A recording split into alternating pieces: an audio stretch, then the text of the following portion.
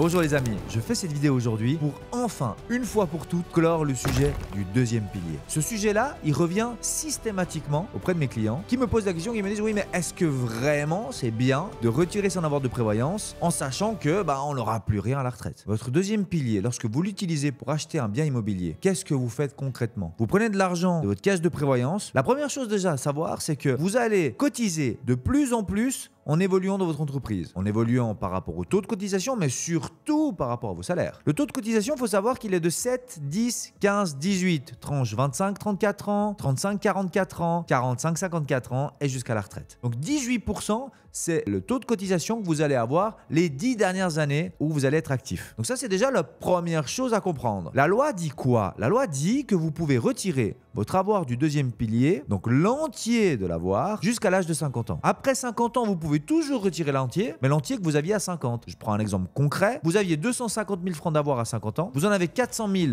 à 56, vous pourriez retirer des 250 000 en totalité. Peu importe si vous avez 56 ans ou pas. Évidemment, il y a un autre calcul qui va se faire pour l'amortissement, mais concrètement, l'entier de l'avoir à 50 ans peut être retiré. Il y a un autre paramètre à prendre en compte aussi, c'est que les gens me disent « Ouais, mais si je les retire, j'ai plus rien à la retraite. » Ce n'est pas vrai. Vos avoirs que vous allez prendre aujourd'hui pour les mettre dans vos murs, vous allez juste faire une chose. Retirer d'un endroit où c'est bloqué, donc votre deuxième pilier, jusqu'à 58 ans, pour les mettre dans vos murs. Donc votre avoir, votre bien immobilier, lorsqu'il va prendre de la valeur, votre avoir de prévoyance va aussi prendre de la valeur avec. Évidemment, si on peut éviter le retrait, il faudrait l'éviter, mais si vous pouvez vraiment les retirer et que ça vous permet de passer ce cap et d'être propriétaire, il faut le faire. N'hésitez pas maintenant vraiment à sortir vos avoirs de prévoyance, à vous sortir vos certificats de prévoyance pour les lire, pour essayer de les comprendre. Et si vous ne les comprenez pas, on répondra à toutes vos questions. Il y a un paramètre aussi important à comprendre, c'est que si vous retirez vos avoirs de prévoyance, vous allez les mettre dans vos murs pour pouvoir les récupérer à la retraite. Lorsque vous allez vendre votre bien immobilier, vous allez récupérer le fruit de cet investissement-là et le fruit de vos fonds propres. Vos fonds propres vont travailler et vont normalement, avec l'évolution des prix, prendre